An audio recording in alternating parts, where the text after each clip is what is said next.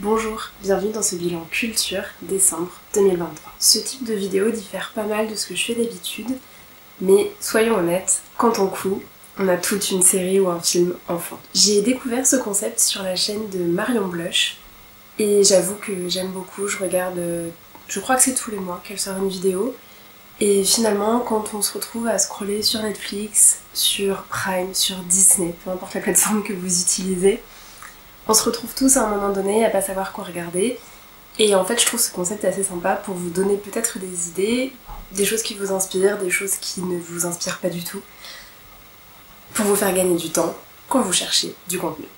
Cette vidéo va se diviser en 3 parties, pour ce mois-ci en tout cas, les livres, les séries et les films. À l'avenir, si ce concept vous plaît, je le reproduirai sûrement. J'intégrerai peut-être des expos ou des choses de ce genre si j'ai l'occasion d'en faire dans le mois.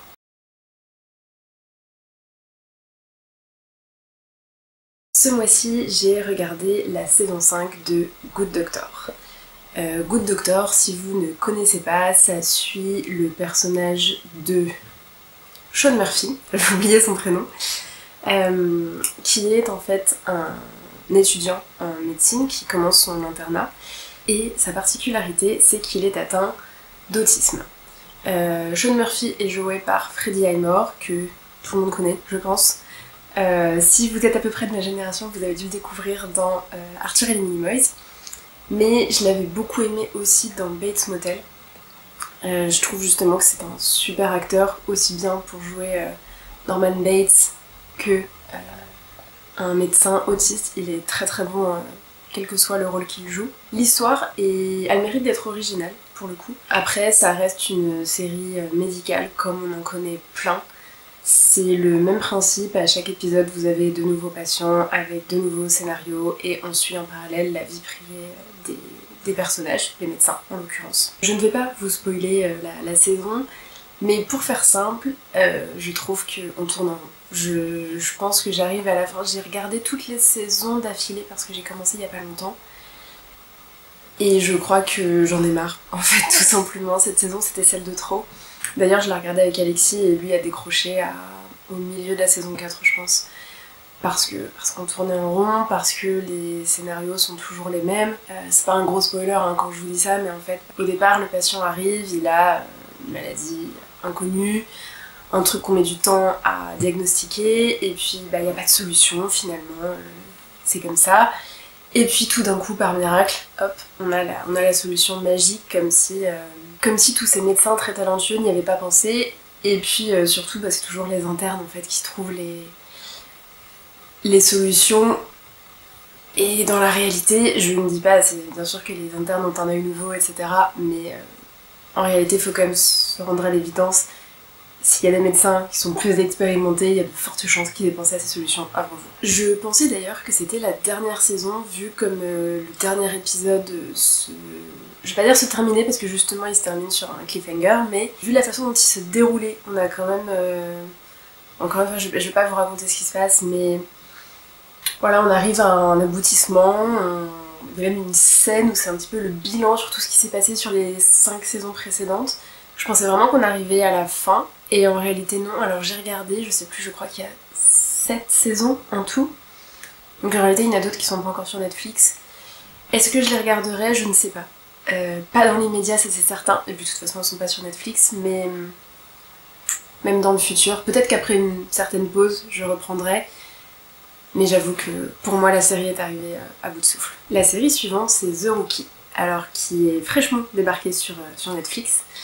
En fait juste avant qu'elle sorte, Alexis m'en a parlé parce que lui l'avait trouvée je sais plus où et l'a regardée. Et il avait trouvé ça pas mal et un soir on savait plus quoi regarder ensemble et il s'est dit que ça pourrait me plaire donc on a tenté. The Rookie, c'est une série policière, donc de base, tout ce que je déteste. Je pense que vraiment, j'en ai regardé pourtant des séries policières, parce que quand on était petit, c'était ce qui passait à la télé. Mais en fait, c'est pas trop mon truc, j'accroche pas. Encore une fois, on est sur ce principe de un scénario par épisode. J'ai tendance à décrocher assez rapidement. Donc ça m'inspirait pas confiance, mais j'ai accepté de voir un épisode, et finalement, je me suis bien attachée au personnage. Et là je suis à la saison 3 je pense, je suis pas très sûre de moi, peut-être même plus loin. Parce que donc entre temps la série est arrivée sur Netflix, donc c'est beaucoup plus facile à regarder. Mais en parallèle, Alexis a décroché, donc en fait je suis un peu sur une pause sur la série. Donc je saurais pas vous dire exactement où j'en suis. Je pense que je suis courant saison 3. Et pour le moment je me suis pas lassée. Le développement des personnages est intéressant. J'imagine que c'est pas très très réaliste pour beaucoup de choses. Mais c'est pas forcément pour ça que je le regarde. Je trouve que c'est suffisamment distrayant. On se prend pas la tête. Et ouais, on s'attache aux personnages, on a envie de voir où ils vont et ce qu'ils peuvent devenir. Et la dernière série que j'ai regardée et que je suis toujours en train de regarder d'ailleurs, c'est The Crown, la dernière saison, donc la saison 7 si je ne m'abuse, qui est tout bonnement incroyable. Je vous le dis tout de suite, je suis à peu près au milieu de la saison, j'ai déjà envie de toutes me les refaire. J'avais eu beaucoup de mal au départ avec The Crown, avec le changement de personnage toutes les 2 saisons. Enfin, pas de personnage, mais le changement d'acteur pour incarner les personnages à une autre période de leur vie. J'avais eu beaucoup de mal avec ça, et après les 2 premières saisons, j'ai complètement décroché, j'arrivais pas à me mettre dans la 3e. Et finalement, après une pause de quelques mois, je m'étais remise dedans, j'avais adoré la 3 et la 4. Et il me semble qu'ensuite, il y avait la 5 et la 6. Alors est-ce qu'on a la 6 ou est-ce qu'on a la 7 ? Du coup j'ai un doute. En tout cas, je suis en train de regarder la dernière, qui est principalement centrée sur Diana et sur sa mort. Là je suis à peu près au milieu de la saison je crois, et elle vient de mourir. Donc je sais pas exactement où est-ce que la saison s'arrête. C'est vrai que c'était un sujet pendant longtemps de savoir jusqu'où ils iraient, s'ils iraient jusqu'à aujourd'hui. Alors je ne sais pas si c'est la mort de la reine qui a fait qu'ils ont décidé d'arrêter ça plus tôt, ou que c'était prévu comme ça dès le départ. En tout cas, c'est une série qui est incroyable. Je ne suis pas du tout passionnée d'histoire, mais c'est tellement bien raconté, c'est tellement bien filmé.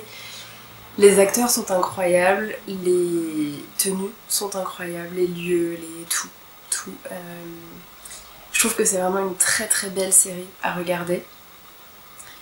Donc si vous n'avez pas commencé, je vous la recommande vivement, encore une fois. Pas forcément pour le côté historique, bien qu'on aborde les événements historiques marquants de la carrière Enfin de la carrière, mais plutôt de la vie en fait d'Elisabeth II. D'ailleurs je trouve particulièrement que l'actrice qui joue Diana, d'ailleurs j'ai toujours pas regardé qui c'était, mais je trouve que l'actrice qui la joue là dans les dernières saisons, elle est spectaculaire.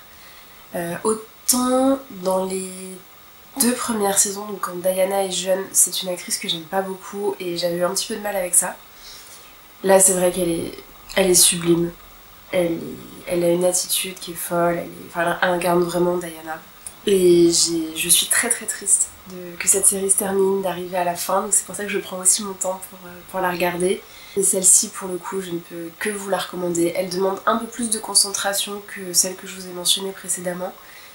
Aussi parce que l'image est magnifique, donc ça vaut vraiment le coup de s'arrêter devant, de se poser pour la regarder tranquillement. Mais c'est vraiment l'une des séries que j'ai préféré regarder et que je reverrai pour sûr dans le futur.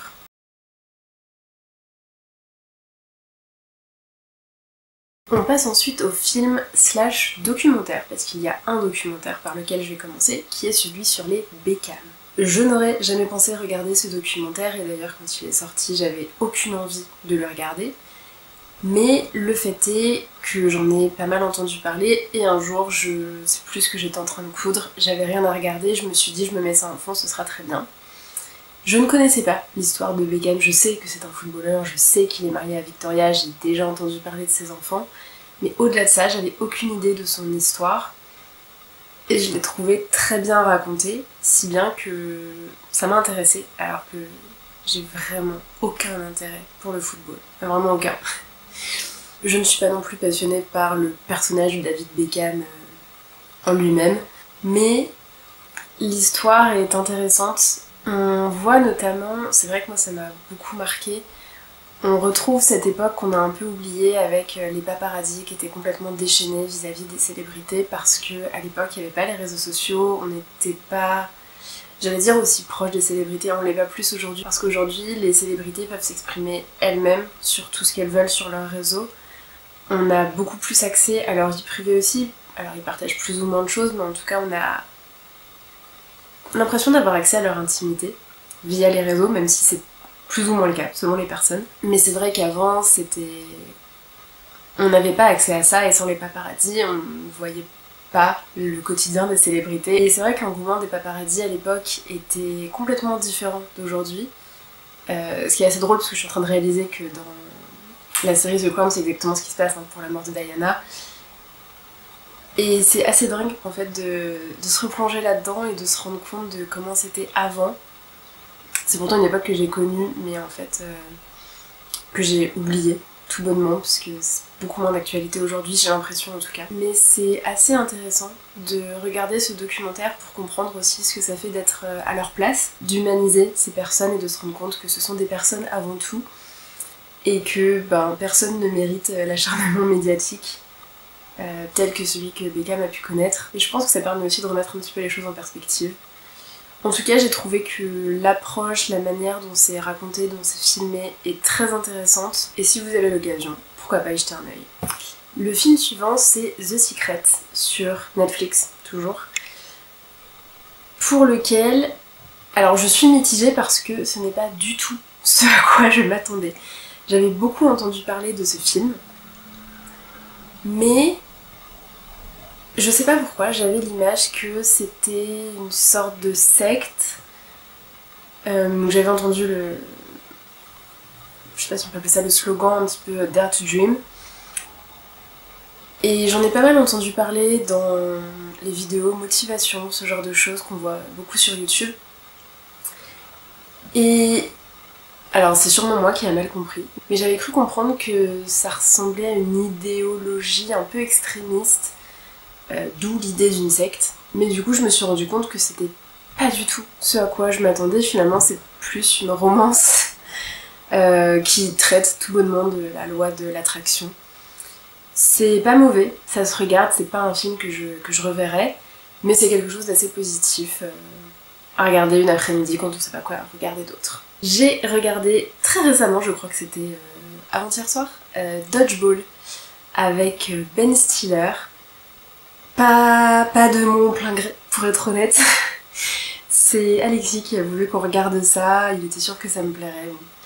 C'est passé, ça allait. C'est une comédie des années 2000 qui n'a pas trop vieilli finalement, ça se regarde encore très bien aujourd'hui. Ce n'est pas un grand film du tout, mais c'est une bonne comédie, on se marre bien. C'est un humour un peu grossier par moments, mais qui finalement se regarde assez bien, ça colle au jeu, et Ben Stiller est très très très très drôle dedans.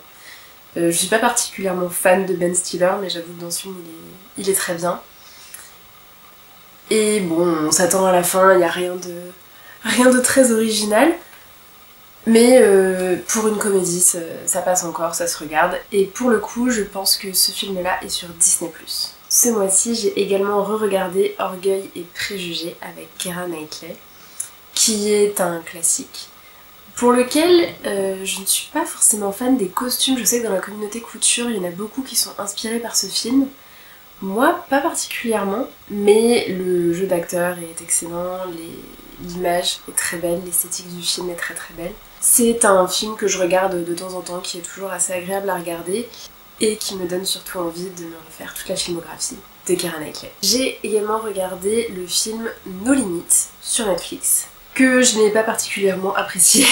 L'histoire est pas mal, alors je crois que c'est pas tiré d'une histoire vraie, mais c'est inspiré par l'histoire d'une plongeuse dont j'ai oublié le nom. L'histoire en elle-même est pas mal, mais les scénarios sont catastrophiques. Le jeu d'acteur laisse vraiment à désirer. En fait, je suis vraiment allée jusqu'au bout du film pour voir la fin de l'histoire, mais je le reverrai pas, c'est sûr et certain. Vous dire de le regarder, peut-être pas du coup.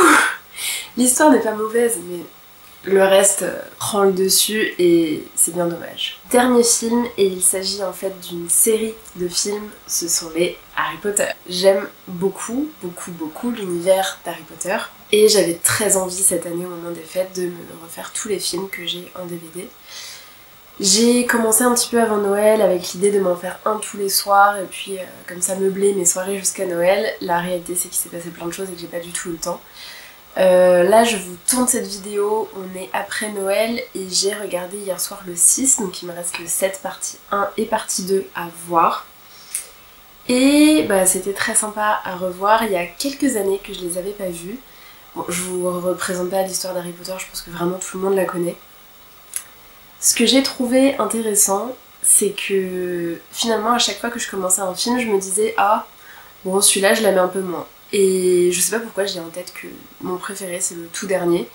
Et probablement que j'arriverai à la fin et je vous dirai oui mon préféré c'est le tout dernier.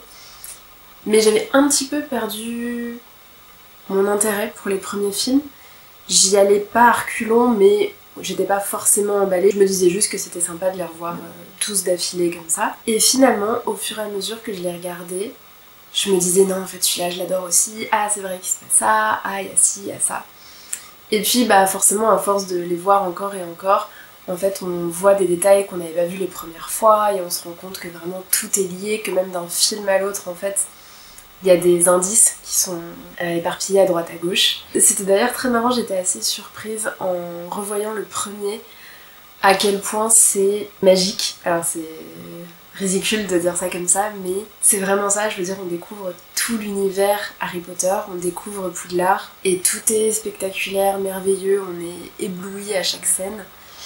Et j'avais oublié à quel point ce premier film était hyper positif, parce que finalement il y a déjà une petite confrontation, disons, avec Voldemort à la fin. Mais en fait, l'ambiance générale du film est quand même hyper positive, hyper joyeuse. Et c'est vrai que ça commence à décliner, je dirais, à partir du troisième. Hein. Bon, c'est progressif, mais dès le troisième, ça décline pas mal.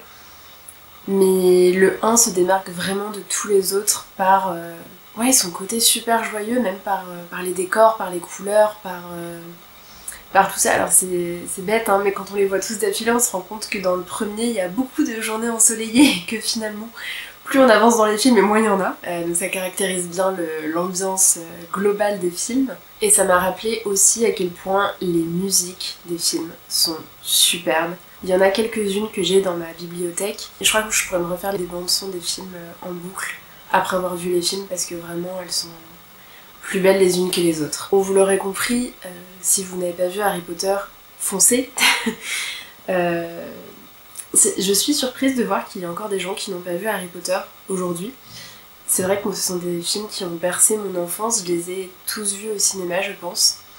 Et je suis à peine plus jeune que les acteurs. Mais je me rends compte qu'il y a des gens même de ma génération qui n'ont jamais vu les films. Je sais pas si je suis aussi emballée justement parce que j'ai grandi avec, ou si je l'ai commencé aujourd'hui, si j'aimerais autant. J'aimerais me retrouver à nouveau dans cette position où je vais découvrir ce monde et tomber dans ce monde pour la première fois. Donc si c'est votre cas, que vous ne les avez pas encore vus, foncez.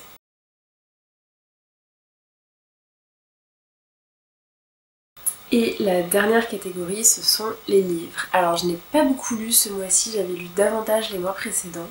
C'est vrai qu'en 2023, j'ai acheté beaucoup de livres. Vous le savez peut-être, on aime beaucoup faire les brocantes le week-end avec Alexis. Bon, surtout en été parce qu'en ce moment c'est moins sympa. Et il y en a moins de toute façon. Mais on aime beaucoup faire les brocantes et moi au départ sur les brocantes je cherchais du tissu, de la mercerie. Et en faisant des brocantes tous les week-ends, je me suis vite rendue à l'évidence, on n'en trouve pas tant que ça. Et je repartais finalement assez frustrée de ne jamais rien trouver alors qu'Alexis trouvait toujours plein de choses.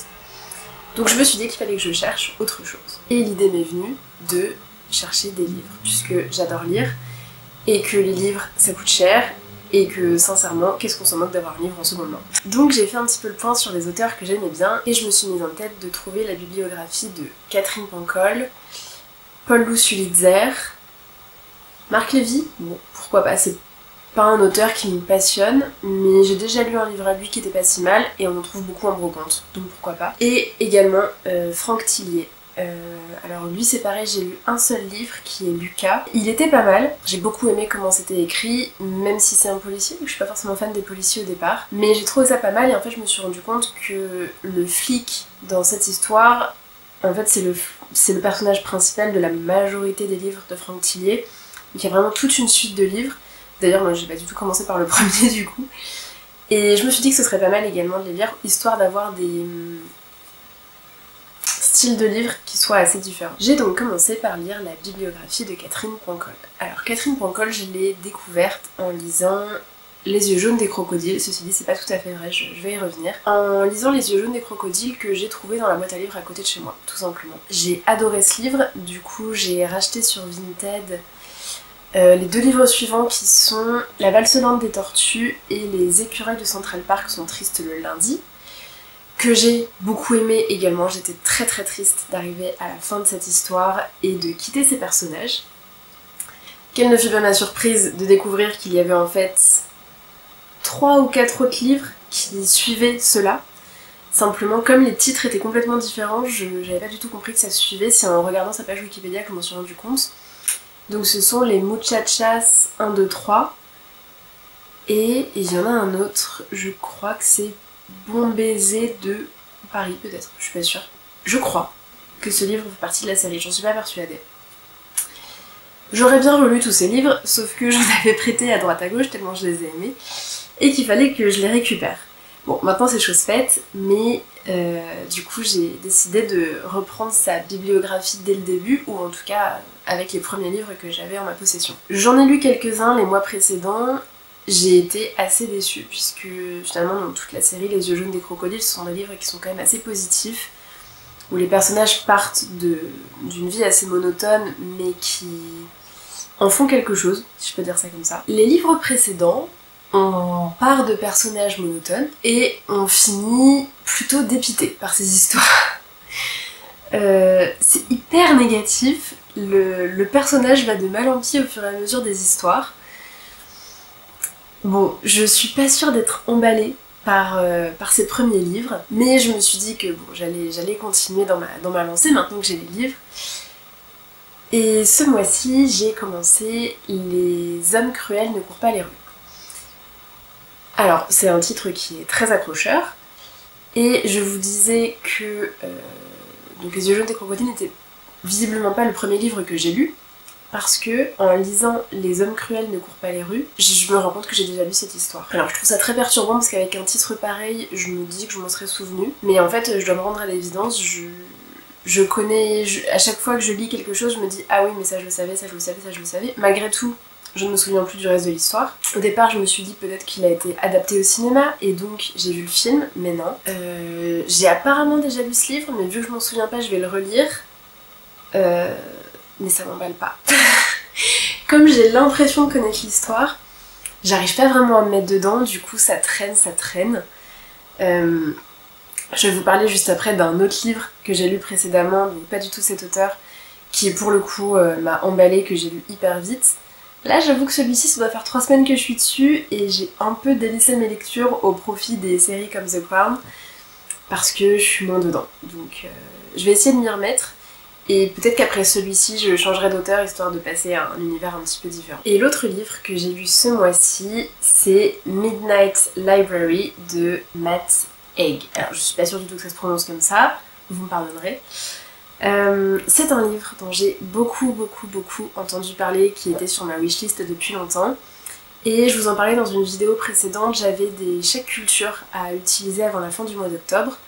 Donc j'avais acheté essentiellement des livres de couture avec des patrons dedans, mais il me restait un petit peu d'argent au bout et donc j'ai complété avec quelques romans. Celui-ci en fait partie et je n'ai aucun regret. Alors, je l'ai lu en français tout simplement parce que j'ai pas du tout pensé que c'était pas un livre en français et que du coup j'aurais pas l'histoire dans la langue originale, ce que je préfère généralement. Donc je l'ai lu en français, l'écriture n'est pas ouf du tout.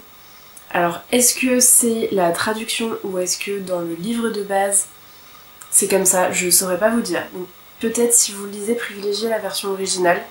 Peut-être que ce sera mieux. Néanmoins, l'histoire est très intéressante. Pour faire simple, c'est l'histoire de Nora qui va se retrouver dans la bibliothèque de minuit, donc finalement entre la vie et la mort, et qui va pouvoir expérimenter d'autres vies que celle dans laquelle elle se trouve. J'espère que j'ai pas trop spoilé en disant ça. Globalement, ce livre, c'est un livre qui est assez intéressant parce que même si finalement en lisant le résumé on sait à quoi s'attendre, et bien finalement le dénouement n'est pas forcément celui auquel on s'attend.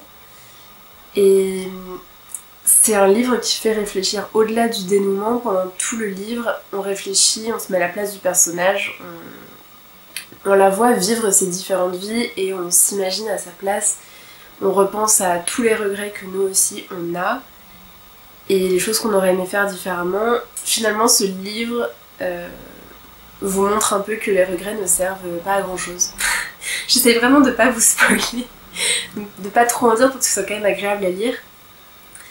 Et voilà, la morale de l'histoire, c'est que les regrets ne servent pas à grand chose et que aujourd'hui est un très bon jour pour changer ce qu'on voudrait changer. Il est jamais trop tard et je pense que c'était une bonne piqûre de rappel aussi d'apprécier ce qu'on a et que si on changeait les choses, il y a tout le positif dans notre vie aujourd'hui qui n'existerait peut-être pas. Donc c'est pas du développement personnel, mais ça invite quand même à la réflexion et c'est définitivement un livre auquel je reviendrai dans le futur pour me souvenir de cette mentalité et relativiser peut-être sur ma vie à des moments où je ne suis pas satisfaite. On arrive à la fin de ce bilan culture. J'espère que ça vous aura plu. Je ne sais pas si j'ai été très claire, je vais découvrir ça au montage. Je sais pas si j'ai été très claire dans ce que j'ai expliqué.